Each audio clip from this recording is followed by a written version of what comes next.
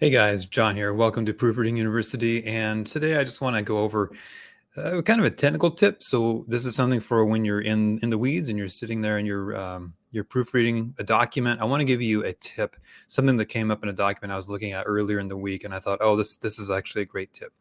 So it has to do with compound words or phrases where there's two or more words. So for example, we'll take a look at an example in a second.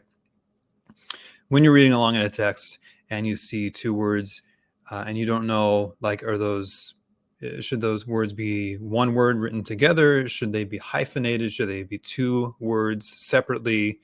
I would always stop and check in those cases. So even if you're 99.9% sure that a word should be, say, hyphenated, but you're not 100% sure, there's still that little nagging doubt, stop, go look at the dictionary and figure out the right answer. You don't get any extra money as a proofreader for guessing.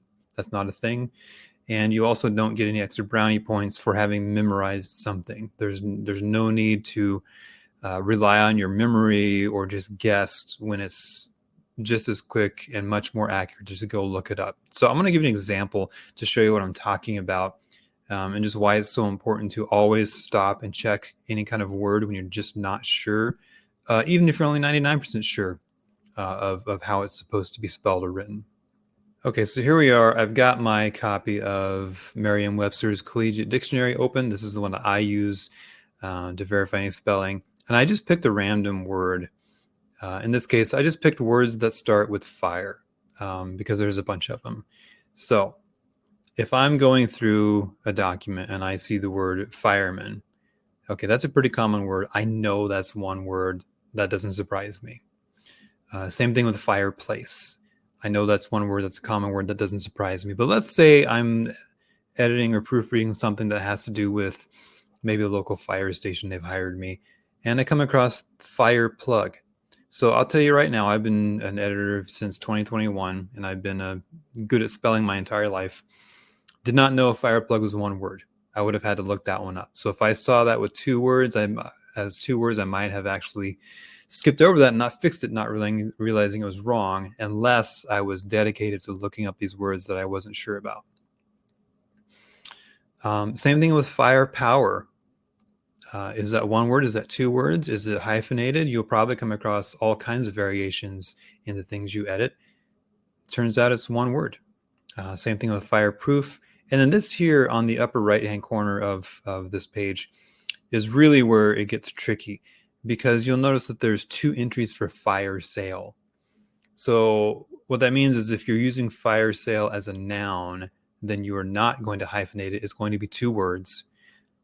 But if it's an adjective, then it needs to be hyphenated. And so there's a lot of these little nuggets in the dictionary like this, where the spelling or the hyphenation or the spaces or whatever might be different depending on how it's being used in the sentence.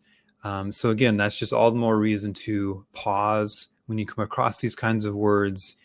Stop, think about it, identify what it's doing in the sentence, go look it up in the dictionary, whatever you have to do to ensure that it is correct. Because, English is a funny language. Rules are often more suggestions or guidelines than like things you must do. And so there's a lot of these little intricacies that you need to know. You're not going to be able to memorize them all. It's not humanly possible.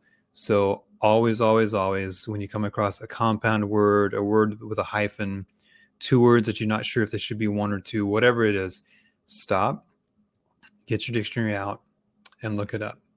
All right, that's the tip for today. Hope you guys are having a great day. If you like this content, be sure to like, subscribe, comment to help you not miss future videos and to help more people find the channel. Thanks. Have a great day.